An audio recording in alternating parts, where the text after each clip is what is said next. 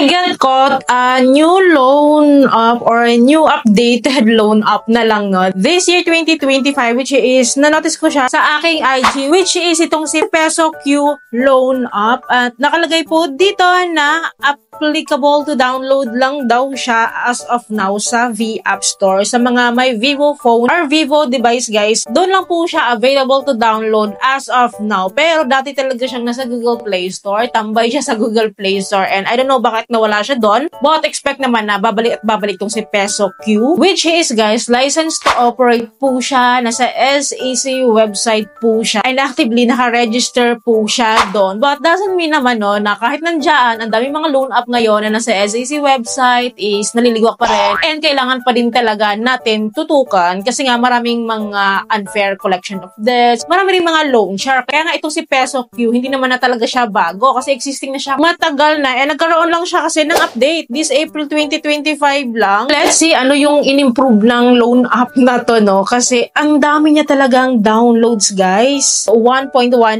million downloads na sa V App Store yon. So what more sa Google Play Store, di ba? Well, din-download ko yung app. So open natin. And then here po, so we need to agree na naman po yung disclosure statement and privacy policy niya dito, yung mga kailangan nilang i-access sa phone po natin. So, para makapag-proceed ako. Right after guys, I need to input my mobile phone number and then mag-send po sila ng verification code as usual and then i-enter lang natin. Dahil agad-agad po no, so meron doon siyang best loan offer sa akin of 8,000 pesos. So click lang natin tong apply loan no, para malaman natin kung ano ba talaga ang final na loan offer nila sa akin. And then here po agad, loan simulation agad. Nakalagay po dito na up to 120 days yung aking installment term and then up to 8,000 pesos nga yung ipapautang nila sa akin. Well, sa 8,000, sa 120 days na sinasabi niya is may daily interest rate daw po ako na 40 peso. And then sa loob ng 120 days, 4,800 yung aabutin nun. And meron daw akong total amount to be paid na 12,800 pesos.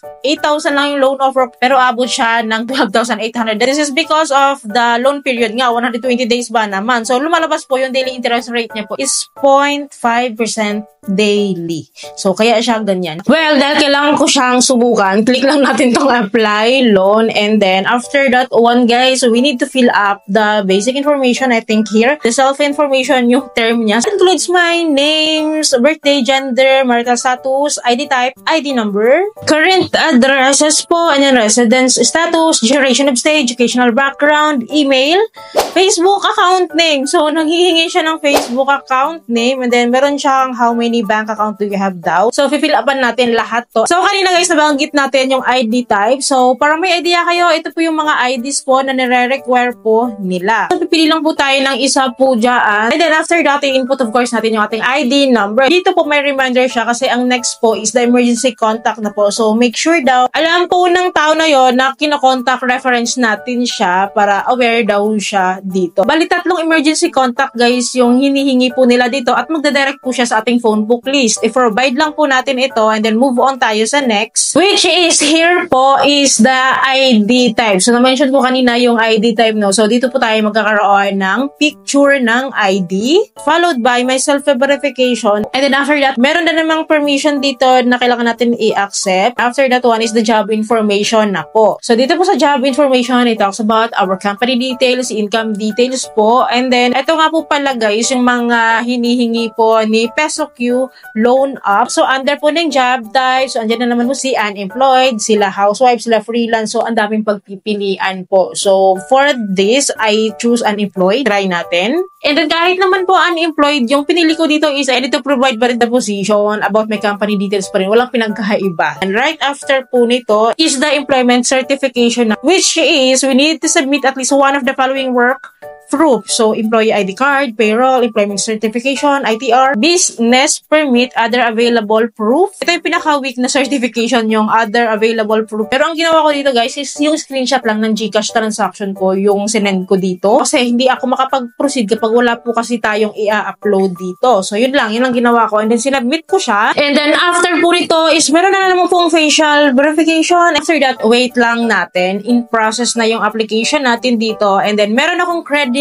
loan offer of 3,000 pesos. So, I think ito yung loan offer ko. And then, meron silang binibigay sa akin na after 30 days to pay. Sa credit loan amount ko po is meron akong minimum to cash loan dito na 2,000 up to 3,000. And then, yung loan period ko from 15 days to 30 days. So, hindi siya 7 days to pay like before. So, ito na ba yung pagbabago ni Peso Q loan up? But, hindi pa rin kasi siya nagtatapos dito. Wag muna tayong mag-conclude. Nakalagay nga dito sa 3,000 pesos na loan offer nila sa akin. Meron silang daily interest rate of 15 pesos and nag-total siya sa 30 days na 450 pesos. Kaya nga po, ang babayaran ko dito sa loob ng 1 month is 3,450. So, lumalabas nga po yung daily interest rate niya is 0.5%.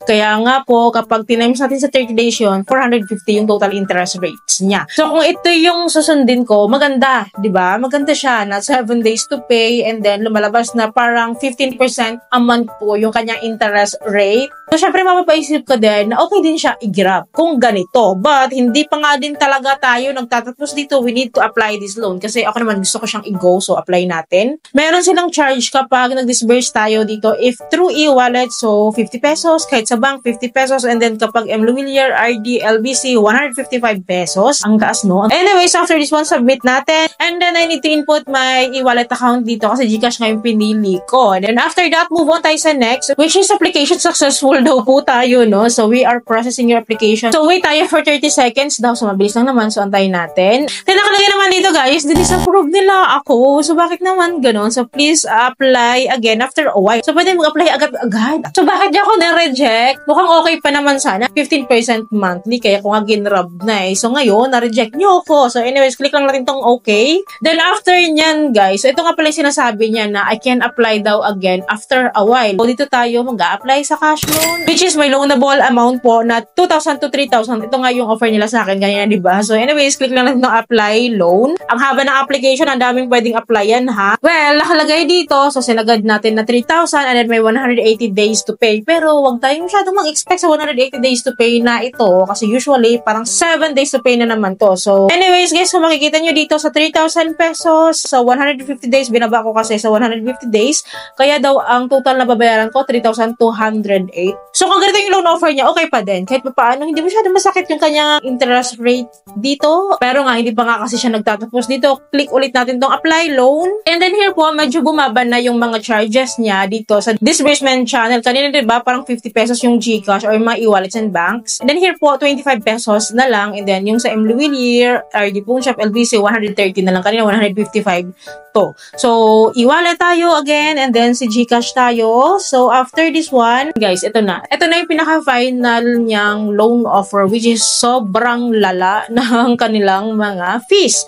Marami silang mga terminologies about their fees. Meron daw akong applied amount na 2,000 pesos and loan terms ko 150 days and adami kong mga fees, credit assessment, platform, payment, expenses, transfer fee. Ito yung sa Gcash disbursement na. So, sobrang dami ko ng mga fees and then may interest rates pa ako bukod dun sa fees. And focus on this. Ang matatanggap ko na lang daw sa 2,000 pesos is 1,475 because of the fees po na binabawas na po nila sa akin. Diba? Ang daming interest, ang daming binabawas and hindi na siya nakakatulong. And sabi ko nga sa inyo guys, within 7 days to pay lang talaga ang payment ni Peso Q. And meron siyang second schedule of payment dito pero mawi-wave naman ito kapag updated yung payment natin sa first payment. So good thing sana kung na-approve ako kanina na 15% lang yung monthly niya. Ito na kasi yung pangalawa, diba? Pangalawang recommendation po ni Peso Q to apply para siguro ma-approve tayo dito at malaki ang makukuha nila sa atin. Pag-isipan nyo mabuti guys, if ever na ipupush nyo pa rin yung application nyo dito. So okay siya sana kanina nga. Yung kanina, yung unang application ko sa kanya na nireject nila ako. Ang gulo, diba? Parang medyo, yun lang yung nagiging update kay Peso Q talaga. And for me, hindi ko siya marirecommend guys. Pero at least nasilip ulit natin siya. Well, anyways, kayo ba? Kapag ganito yung makikita nyo, ipupush nyo pa rin yung application. Well, wala naman akong magagawa, no? If ever na gusto nyo pa rin. Kasi kayo naman yan. Kayo naman nangangailangan. At least, nabigyan ko kayo ng heads up. Naging aware kayo. Nagkaroon na kayo ng idea sa loan up na ito. Bago nyo pa lang siya applyan. And it's your choice kung gusto nyo pa rin siyang i-go. So, yun lamang po. I hope po may natutunan kayo sa video. I hope nakatulong tong video sa inyo. Kung nagustuhan yung video, please don't forget to like, share, and subscribe. And click yung bell button para lahat po ng videos ko is updated and notified po kayo. Again, thank you for watching this video. Bye!